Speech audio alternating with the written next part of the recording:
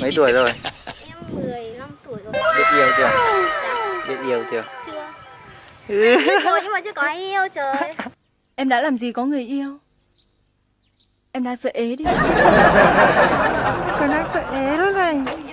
Em còn đang sợ ế đây này. Thế người yêu em đâu? Kiểu là em làm gì có người yêu trời. Lớn rồi, bốc phét ít thôi. Trời ơi.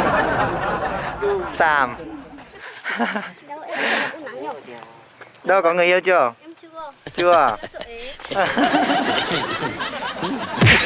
Đập chân vào đầu bây giờ. Nó cho khá một chọi cho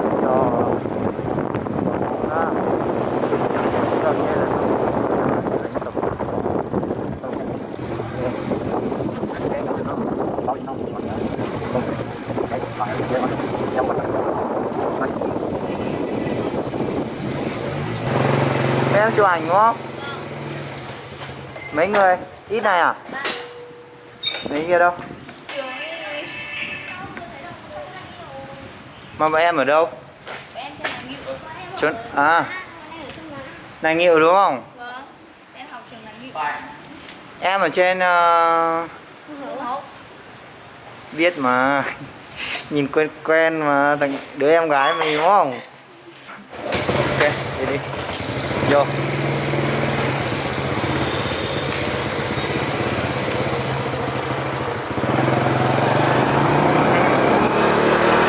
Đây ha, mà có mấy bạn này đang đi chụp ảnh nhá. Mấy đứa em gái mình có, hóa ra mình không biết.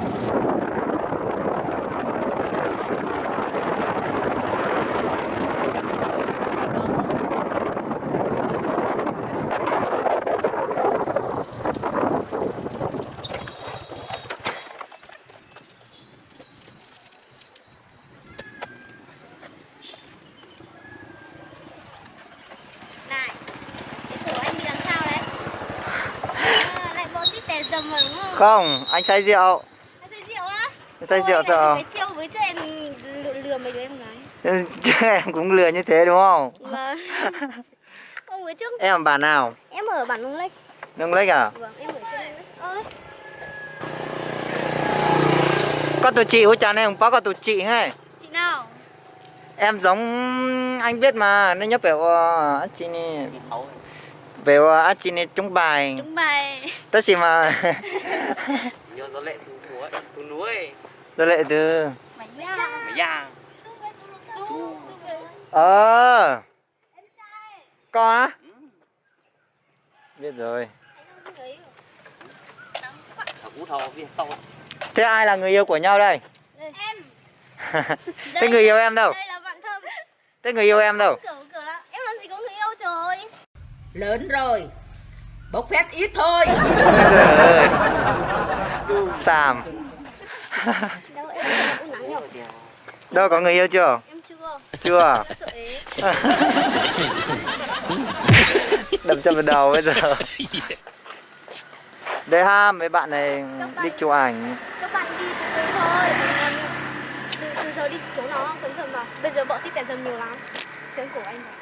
Trời ơi, anh thì say rượu thật mà. Anh say rượu thôi mà, say rượu xong rồi bị múc cho tỉnh đúng không? Đấy. Không phải. Anh về lại dùng cái chiêu múc chiếc con nào.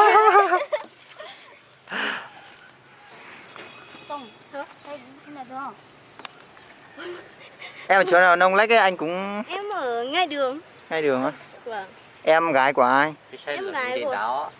Nông Lách là anh biết hết. Nông Lách á? Thật không? Thật. Em gái của ảnh. Ảnh nào nhỉ? Ảnh. À, Trưởng bếp dưới căn tin bệnh viện á. ảnh á. Chắc anh không biết đâu. Chắc không biết đâu.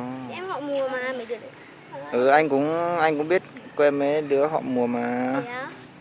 Anh chỉ biết vạ này. Nhiều vạ lắm nhỉ? Chị đấy. Vạ con trai hả? Ừ, Đấy là chú rồi. chú rồi. Xong, đi. Đấy. Thôi tí Ừ. nữa cả muốn quay lại chụp. Đi, thay đồ đi. Thế rồi thì mệt quá. Ông muốn thay đồ tao bảo đó. Rồi đi đâu nữa, bội chuối. Còn em bây giờ bảo Trời ơi, không ngại đâu, ra kia không cần ô đi à? không cầm ô đi. Mày mang váy dài đi đúng không? Ở trong cái xe của tao chờ, ở trong cái ba lô ấy. Đằng nào tối chả thấy rồi nhỉ? Chê cho nhau. Chê cho nhau luôn. Ai nói thế? Đang là tối chẳng thấy, tối làm chẳng thấy đúng không? Vâng.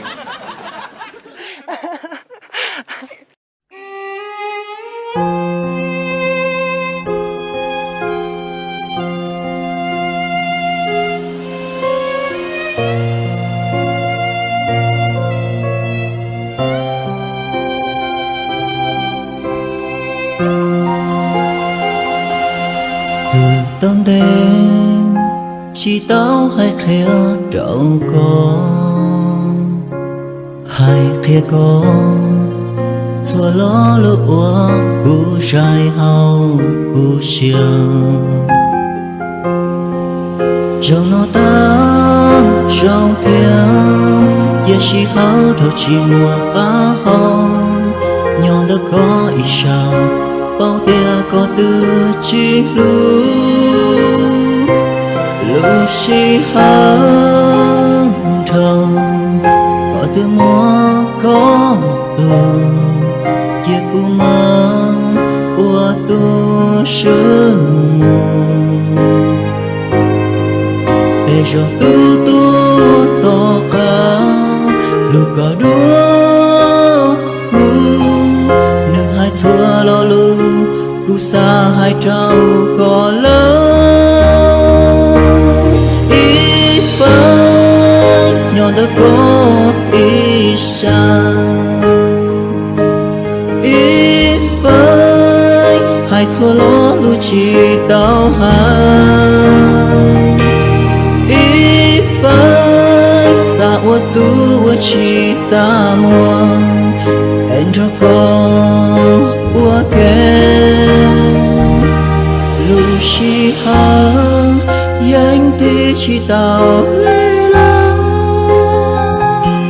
dạo nó chúa lu hai tia yo bao lê la sương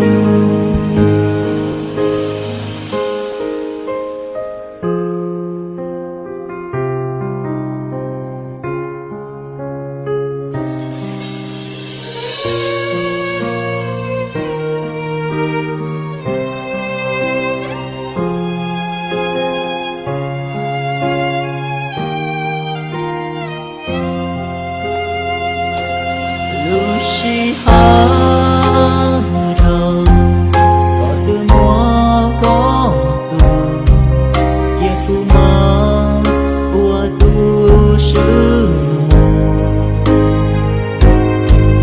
để cho tu có cả lu có đua Bình thường á? Về Sao đi nóng về. em thế? Gương anh toàn nắng của em nóng quá. Chắc là em gạt anh em nóng. Ra đây. Cho mọi người. Được ấy nhờ, được đứa này đi quay video được đấy. từ tâm đen chỉ tao hay khía trâu con hay khía con xua lo lúa cú trái hao cú xiang trong nó ta trong kia giờ chỉ hao thâu chỉ mùa ba hồng nhon đã có ý sao bao tia có tư chi lu lu si hang Ai có nhu cầu thì cứ mạnh dạn mà liên hệ với mình nha. Mấy tuổi rồi? Em 15 tuổi rồi. Biết yêu chưa? Biết yêu chưa? Chưa.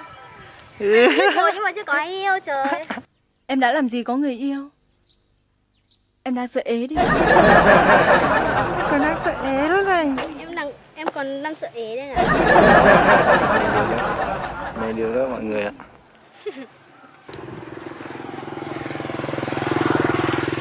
Đi ha. Hôm nay sẽ là ngày cuối cùng mà mình chụp ở đây. Hôm nay sẽ là nó nói giò nó tèo giò nó cả ở bên chụp của chủng là sông má nó tèo giờ là chụp thia thế chỉ mà tèo tầm yếu nú yếu lì cho mà đi lọt chụp cái chờ nó yếu ta cho theo ở xuống câu đi nhỏ có chụp đó cho bạn được chống cờ nhớ cho là nó ok thì thế giờ nó mua nó bên lành để vấn đề là nào nhỏ chứ mình chỉ tôi chế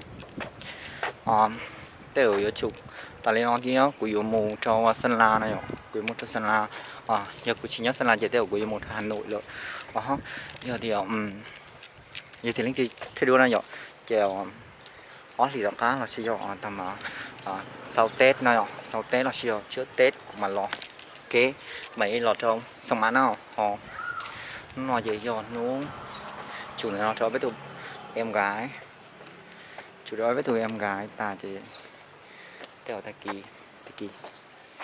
kỳ nó cái theo vô mù trong Sơn La là siêu mù Hà Nội đó ok.